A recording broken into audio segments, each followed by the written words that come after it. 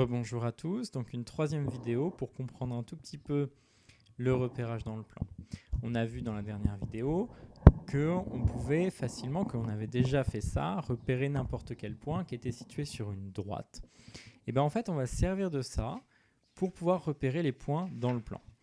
Pour ça, je vais considérer que j'ai ma feuille blanche qui représente le plan.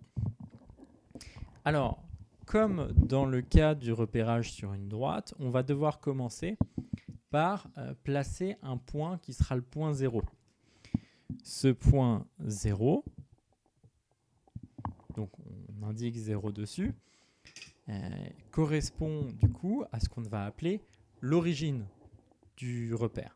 Bon, c'est des mots qu'on verra plus tard. À partir de ce point O, on va tracer non pas une droite, mais deux droites. Une qui va être horizontale et l'autre qui va être verticale. Alors, c'est parti. Je vais tracer moi ma droite horizontale en rouge et ma droite verticale en vert.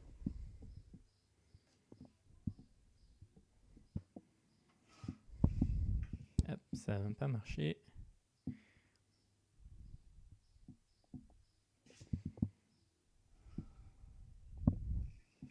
Voilà. Et puis, comme quand on faisait le repérage sur la droite, je vais graduer chacune de mes droites. Alors, la droite horizontale sera graduée les nombres positifs à droite et les nombres négatifs à gauche.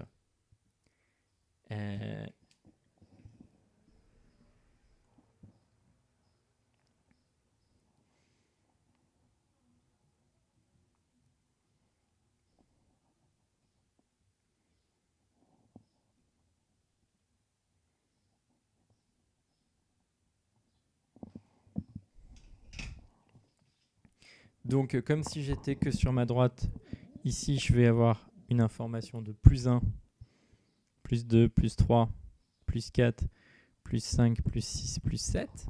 Voilà. Et de l'autre côté, on va avoir des indications en négatif.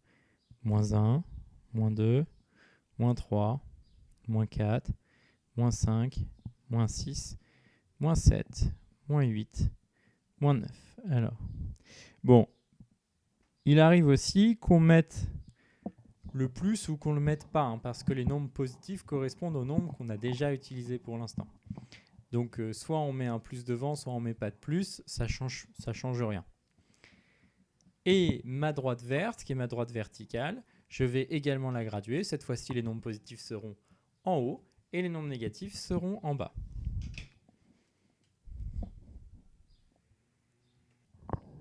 Voilà. Et maintenant, à partir de ces deux droites, nous allons pouvoir, pour chaque point du plan, donner deux nombres qui vont définir ce point. Alors, comment est-ce qu'on va faire ça ? Prenons un point du plan. Voilà, par exemple, le point A qui vient d'apparaître sur le plan. Ce point A, comme tous les points, par ce point passe une droite verticale et une droite horizontale. Ce qu'on va faire, c'est qu'on va tracer cette droite verticale et cette droite horizontale qui passe par le point A. Alors, je prends ma droite verticale qui est là et ma droite horizontale qui va être là.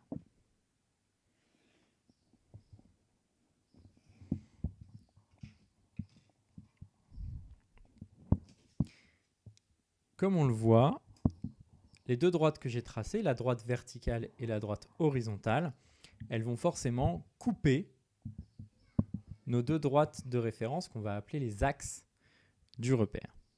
Bien. On va pouvoir lire donc deux nombres. Un nombre ici et un nombre là. Pour qu'on sache dans quel ordre on va pouvoir reproduire la figure, de manière habituelle, on commence par regarder le nombre qui est sur l'axe, qui est sur la droite horizontale, c'est-à-dire ce nombre-là, qu'on appelle l'abscisse. On verra pour le vocabulaire la prochaine fois. Et on regarde ensuite ce nombre-là. Et puis, pour indiquer que ces nombres-là, ces deux nombres, donc, définissent le point A, on écrit simplement A, entre parenthèses, le premier nombre, un point virgule, le deuxième nombre et on referme la parenthèse. C'est juste une manière de noter ça qui va nous permettre par la suite de représenter plein de figures. Alors, mon point A, comment est-ce que je vais faire pour connaître ces deux nombres? Donc je regarde la première droite qui intercepte l'axe horizontal, il la coupe sur le point qui est noté, je vais zoomer, donc le point qui est noté plus 5. Donc ici, on va écrire plus 5.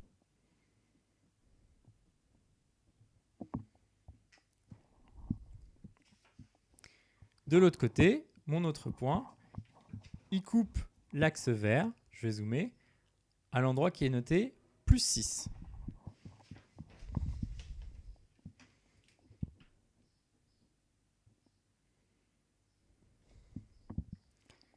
Voilà donc simplement cette information-là me dit la situation du point A par rapport à mon repère. Alors, on pourrait regarder avec d'autres points. On vient là de rajouter 3 points sur notre plan, donc le point B qui se trouve ici, le point C qui est là, et le point D qui est là. Ces points, comme pour le point A, on va commencer par, pour chacun des points, représenter une droite verticale et une droite horizontale qui passent par ce point. Voilà. Et puis maintenant, on n'a plus qu'à lire donc les informations que l'on cherche pour chacun des points. Par exemple, on commence par mon point B. Donc le point B, il est ici. Et les informations qui m'intéressent, c'est la droite verticale qui passe par le point B coupe l'axe rouge en un point ici, qui est noté plus 2, et l'axe vert est coupé en moins 4. On peut donc écrire B plus 2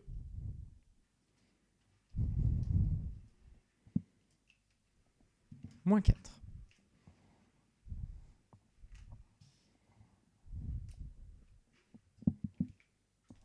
Et puis on va faire pareil pour les autres points. Voilà, on a ici noté donc les nombres correspondant à chacun des points. Maintenant, pour terminer cette vidéo, ce qu'on va faire, c'est qu'on va simplement se redonner un nouveau plan vide avec un repère à partir duquel on va simplement reproduire la figure qui est là avec nos données qui sont là. Donc je prends une feuille blanche et sur cette feuille blanche, je trace donc... Voilà, petit problème de caméra, j'arrive. Voilà, c'est réglé. Donc je prends ma feuille blanche qui correspond à mon plan. Dessus, je trace donc une droite horizontale et une droite verticale.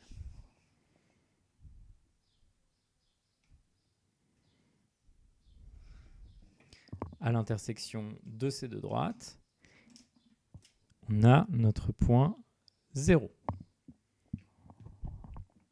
Maintenant, je reprends mon petit tableau et par exemple, pour tracer mon point A, je vais aller regarder sur l'axe rouge l'information plus 5, sur l'axe vert l'information plus 6, et puis je vais tracer mes deux droites. Alors, par exemple, l'information plus 5 sur l'axe rouge.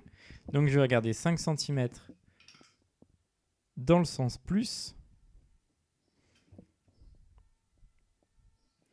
et plus 6 sur l'axe vert, on prend 6 cm dans l'axe plus.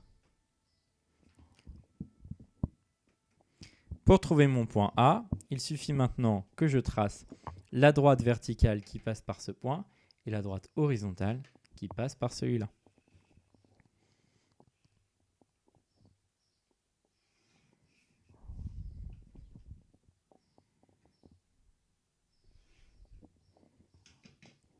Et voilà, à l'intersection de ces deux droites, je vais trouver le point A. Il suffit que je fasse pareil avec mes autres coordonnées pour pouvoir trouver les autres points.